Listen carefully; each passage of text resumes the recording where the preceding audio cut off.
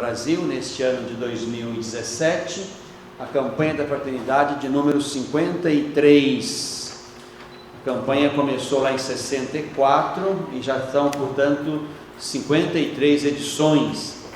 A campanha já abordou vários temas desde o início, né? Em princípio, temas mais voltados para dentro, para a vida interna da igreja, e, digamos, numa última fase, a campanha tem se preocupado muito com questões humanas e sociais e que dizem respeito à vida cotidiana da nossa gente, né? Então, o tema da campanha da fraternidade de 2017 é este: fraternidade, biomas brasileiros e defesa da vida. Esse é o tema, e cada campanha puxa um lema normalmente tirado da Bíblia. Então o lema deste ano é cultivar e guardar a criação. Cultivar e guardar a criação é uma palavra que Deus dirige a Adão lá no paraíso, depois de ter criado o homem e ter criado o jardim. Então Deus dirige uma palavra a Adão no sentido de dar a ele esse comando, né? Essa missão de cultivar e de guardar aquela casa feita para ele. Bom, biomas brasileiros e defesa da vida. Bom, a palavra talvez não seja uma palavra tão corriqueira a nós, né? No campo do dia a dia, né? Da vida de fato cotidiana. Então, o documento se encarrega de explicar o que é um bioma. Bioma é uma palavrinha com dois pequenos pedaços de palavras que vêm do grego, bio e oma. Bio significa vida, isso é mais fácil. Oma significa um complexo, uma estrutura de vida. Então o texto diz assim de maneira muito clara e simples. O que é um bioma? Bioma é um conjunto de vida, onde concorrem animais e vegetais, constituído pelo agrupamento de tipos de vegetação identificáveis e juntos em uma determinada região, com condições geográficas e climáticas semelhantes, o que resulta, portanto, numa forma de biodiversidade específica. Então, o bioma é exatamente um ambiente humano. Isso aqui é importante frisar, porque também o ser humano faz parte desse bioma. Então, o bioma é um ambiente humano onde concorrem seres vivos, vegetação, clima e formação. Sobretudo, geológica, né? Então, aqui no Brasil se constatam 6 biomas: a Mata Atlântica, a Amazônia, o Cerrado, o Pantanal, a Caatinga e o Pampa. Há ainda quem considere outros 2 biomas, os manguezais e o ambiente marinho. Mas de forma, digamos assim, oficial, científica, se colocam então 6 biomas. Nós aqui estamos talvez numa bela transição e ajuntamento do Cerrado com a Mata Atlântica, né? Outro dia alguém me fez saber que quem quer conhecer bem os 2 biomas aqui por perto, basta ir ao Caraça, né? O seminário do Caraça. Lá há 2 caminhos, né? Quem quer conhecer o Cerrado, há a trilha do Cerrado, e quem quiser conhecer a Mata Atlântica, há a trilha da Mata Atlântica. Então, num ambiente só, se podem verificar elementos importantes desses 2 biomas. Então, o que a campanha quer? Em primeiro lugar, evidentemente, mostrar essa diversidade, a sua beleza, a sua magnitude, mas também mostrar os grandes problemas, os grandes desafios, os grandes descuidos em relação a esta realidade. Interessante perceber que já há alguns anos a igreja tem mostrado grande preocupação em relação à natureza, ao meio ambiente. O discurso ecológico na igreja, ele não é tão antigo. Foi o Papa Paulo VI em 1971, foi o Papa Paulo VI que tomou para os textos oficiais essa temática ecológica.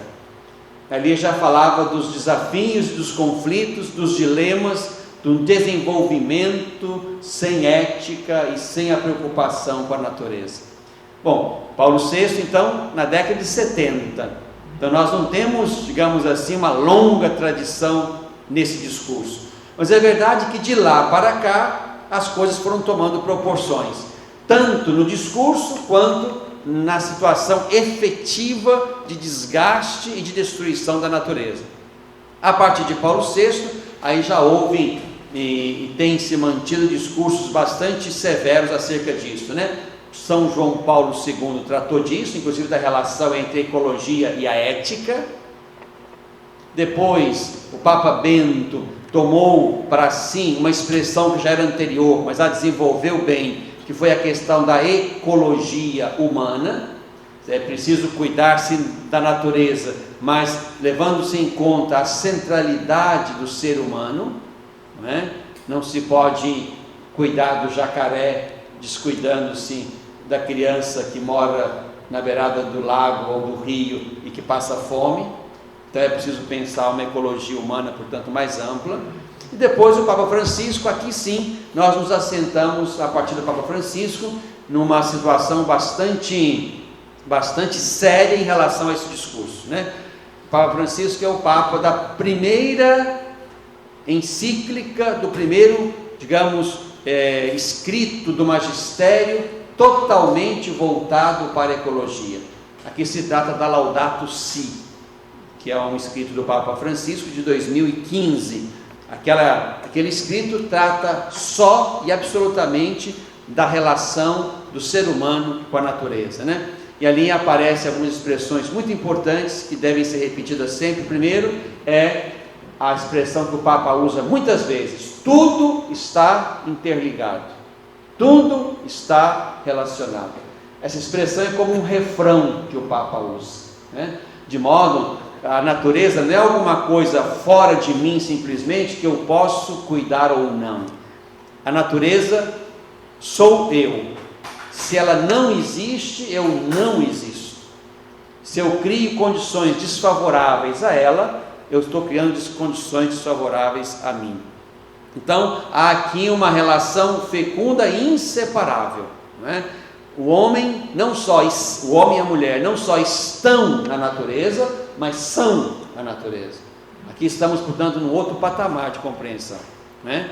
E aí o Papa chega a dizer que isso é tão sério que a desertificação de um lugar ou a extinção de uma espécie, dizia Francisco, significam praticamente uma mutilação do ser humano. É como descuidar de um pedaço de nós mesmos. Daí a seriedade e ao mesmo tempo essa visão global da natureza, do meio ambiente como um espaço vital. Bom, nós temos graves problemas que vão aumentando. Primeiro porque nós já somos no planeta que tem a mesma dimensão, desde o ponto inicial, num planeta que tem a mesma dimensão, nós já somos 7 bilhões de pessoas. Num Brasil que tem a mesma dimensão territorial, as mesmas terras, os mesmos recursos, né? Nós somos 200 milhões de pessoas. Desses 200 milhões de brasileiros, 80% já estão nas cidades. E quem vive na cidade como nós, a gente não percebe, até porque nem sempre temos diante dos olhos nem mesmo árvores nem rios, né? Isso virou quase que um presente para quem mora nas periferias ou para quem mora na roça. Quem habita o centro da cidade, né? Eu conheci uma das secretárias que trabalharam comigo, uma jovenzinha, que não sabia o que era jabuticaba, que nasceu e viveu no centro do Rio de Janeiro e não sabia o que era jabuticaba. Então nós temos assim, o fato de nós estarmos concentrados grandemente nas cidades, nós perdemos o foco da mata, nós perdemos o foco do rio, nós perdemos o foco da terra, e isso aqui é um complicante, porque nós consumimos e desperdiçamos coisas sem saber exatamente de onde vieram, e quais foram as condições reais de produção daquela cadeira, daquela mesa, como é que aquela água chegou no meu chuveiro, como é que aquela telha chegou lá na minha varanda. Não se sabe, não sabemos exatamente em que condições foram extraídas a areia, a pedra, a água, enfim, nós não participamos desses processos e por isso não sabemos os estragos que eles causam. Então perceba que aqui há, digamos assim, uma consciência a ser despertada, e já num contexto bastante avançado de consumismo. É muito difícil retroagir quando a gente já se acostumou com largas quantias. A gente vai achar que vai ter sempre água na torneira, nós não temos que nos preocupar com a madeira dos móveis que chegam à nossa casa e outras tantas demandas. Bom, então o que a campanha quer é retomar reflexões de outros tempos, né? Não é a primeira vez que a questão do meio ambiente, da natureza, da criação, não é a primeira vez que ela vem à tona. Em 1979 foi a primeira vez que a campanha da fraternidade tocou a temática ecológica. Eu me lembro, estava na 5ª série da escola, minha professora então de educação moral e cívica, me lembro disso, é que levou o manual da campanha e lá falou disso para nós. Preserve o que é de todos. Era aquela campanha de 79. Depois vieram outras. Em 83, em 86 se tratou da questão da terra. Em 2004 a questão da água. Em 2007 a questão da Amazônia. Em 2011 a vida no planeta. Em 2016, ano passado, a questão da casa comum e a nossa responsabilidade com ela. E nesse ano retomamos a partir desse tema que nós chamamos os biomas brasileiros e a defesa da vida. E levando-se em conta que, para pensar um bioma, nós não estamos pensando só em fauna e flora, mas também no ser humano que está ali, houve também campanhas que se ocuparam, assim, com certa seriedade, de tratar também de grupos humanos. O negro, em 88, os excluídos, em 95, os desempregados em 99, os indígenas em 2002. Então percebam que as temáticas da campanha, de alguma forma, já tocaram e tocam e repetem o tema pela gravidade dele, as questões acerca, né, da biodiversidade, agora dos biomas. Agora, o mais importante, certamente, e é isso que a igreja se ocupa de fazer, porque nós não somos experts em geologia, em mata, em fauna. Essa não é a nossa especialidade. Agora a gente pergunta, por que a gente pode falar disso? Por que a igreja se dá ao dever e à missão de falar disso? Simples, porque nós, a partir da fé, temos um olhar sobre o mundo. Na nossa concepção de fé, nós cremos que o mundo é um dom de Deus. O mundo não se fez a si mesmo. A natureza e o planeta não são resultado de uma autogeração, mas houve quem pusesse em algum momento e de alguma forma o planeta, a diversidade dos seres, né, os vários biomas que estão no Brasil e no planeta. Enfim, nós cremos que a natureza, o planeta é um dom que Deus deu para cultivar e guardar, como lembra o lema. Aqueles textos da criação que nós temos lá na Bíblia, né, no Gênesis, capítulo 1, capítulo 2, são textos para nós assim, fundantes, normativos.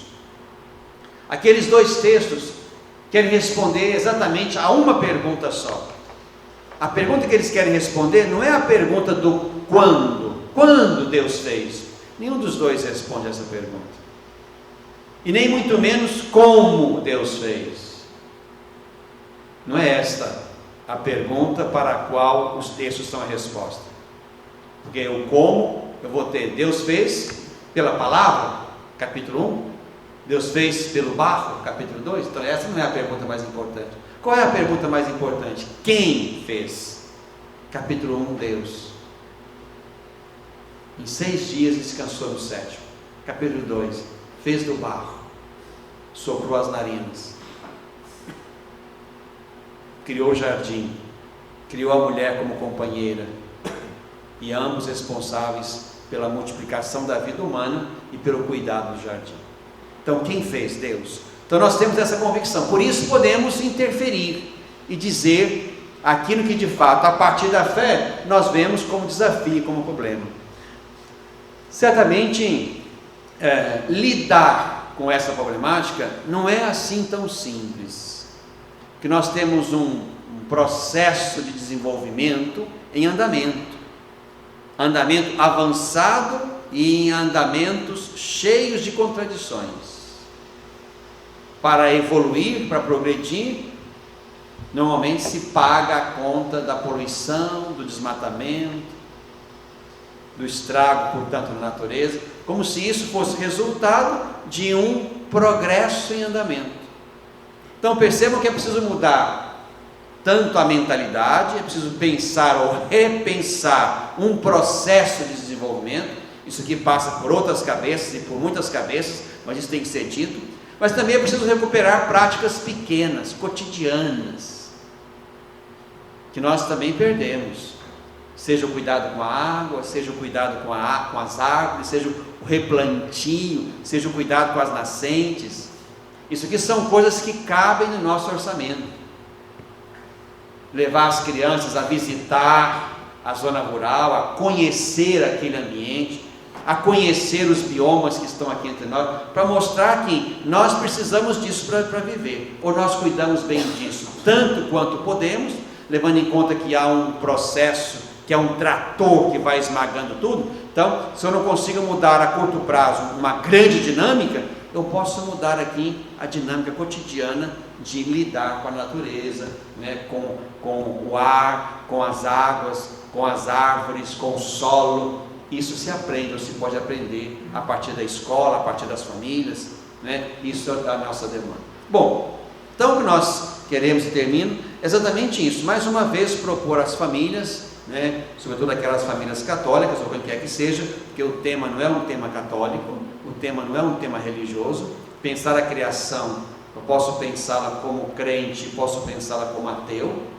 Eu estou nela, eu sou a natureza, independente da fé que eu tenha, independente do meu credo, eu sou chamado a cuidar, a reflorestar, a não poluir, a não desmatar, a não estragar os ambientes. Isso tudo é para todos, né? Então, claro, no âmbito católico, queremos que as famílias repensem um pouco exatamente a relação entre as pessoas, as famílias, as comunidades e a natureza. Nós temos um grande desafio adiante. O Papa Francisco lembrou lá em Lima, numa conferência em 2014, ele lembrava que estamos chegando aos tempos finais para um acordo global acerca do cuidado da natureza.